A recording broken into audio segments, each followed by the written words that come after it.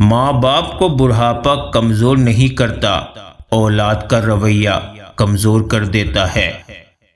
جب کسی انسان کا جنازہ نکلتا ہے تو لوگ روتے ہیں، لیکن جب کسی کی عزت کا جنازہ نکلتا ہے تو لوگ ہنستے ہیں۔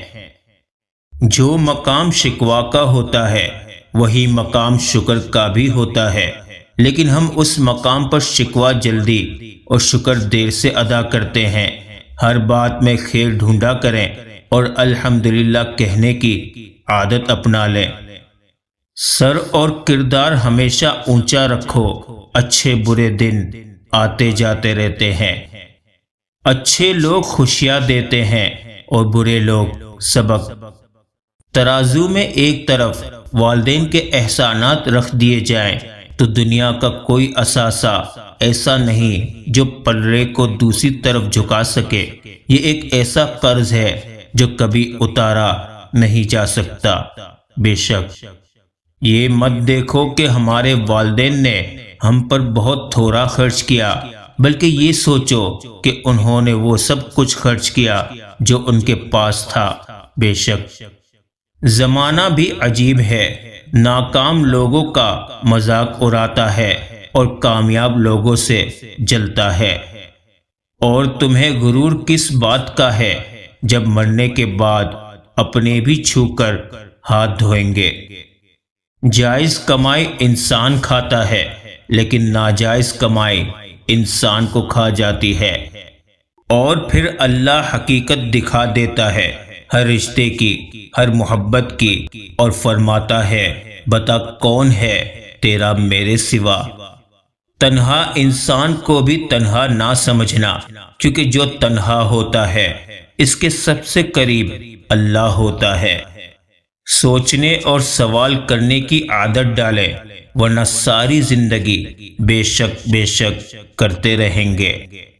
تکلیف دینے کے بعد جتائی گئی محبت اور نظر انداز کرنے کے بعد دی گئی اہمیت کوئی معنی نہیں رکھتی۔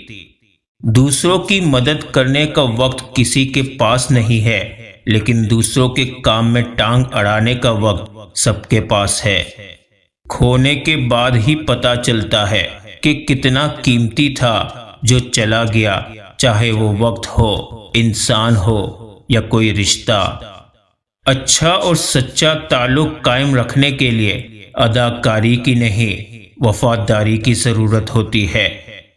حسد ایک زہر ہے جسے انسان خود پیتا ہے اور توقع دوسروں کے مرنے کی کرتا ہے۔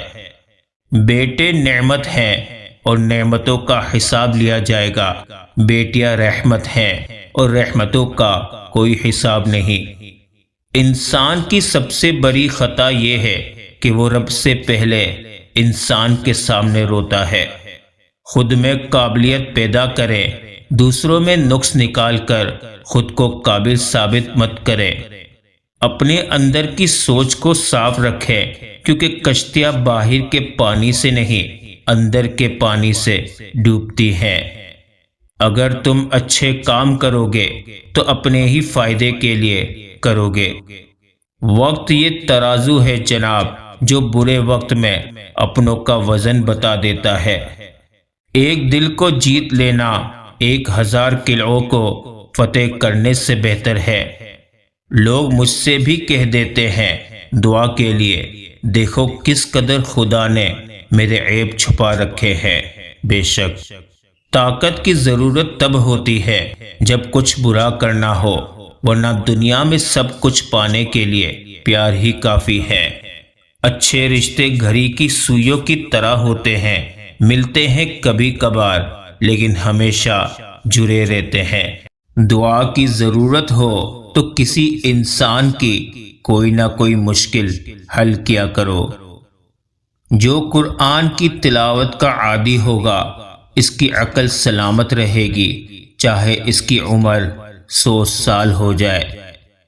اگر تم سن لو فرشتوں کے کلموں کی چرچراہٹ جب وہ ذکر کرنے والوں میں تمہارا بھی نام لکھتے ہیں تو لا الہ الا اللہ کہنے کی طرف میں جان دے دو۔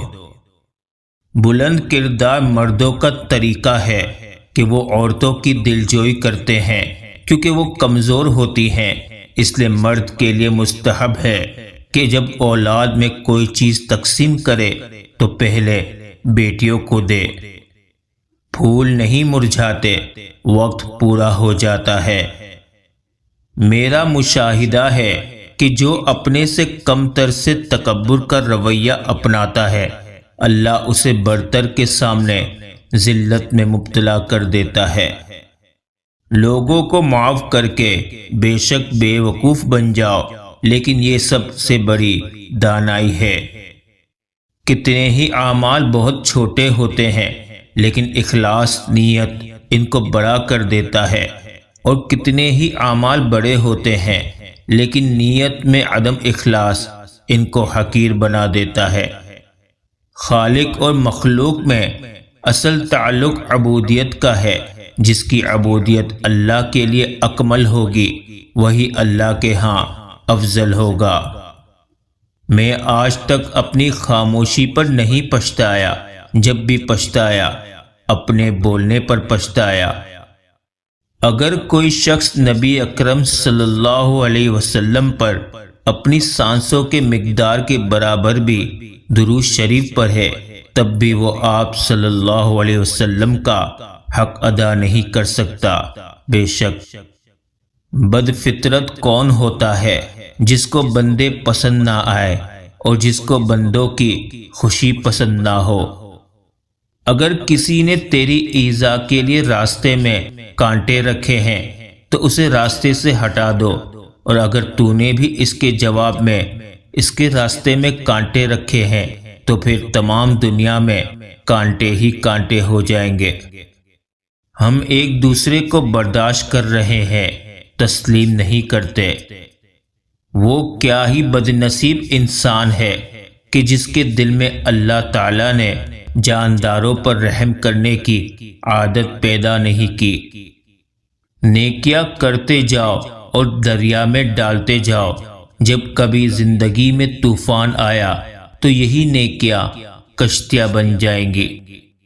یقین جانو، گناہوں کی نحوست سے بدن کمزور اور دل میں سختی پیدا ہوتی ہے، اور نیکیوں کی برکت سے بدن مضبوط اور دل میں نورانیت پیدا ہوتی ہے۔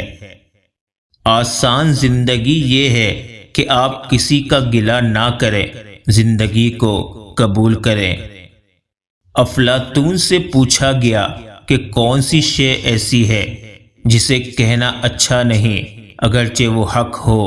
افلاطون نے کہا، انسان کا اپنی تعریف کرنا۔ غصہ کیوں آتا ہے؟ غصہ اس لیے آتا ہے کہ آپ اس انسان کی تربیت اپنے مزاج میں کرنا چاہتے ہیں، حالانکہ ہر انسان اپنا مزاج رکھتا ہے۔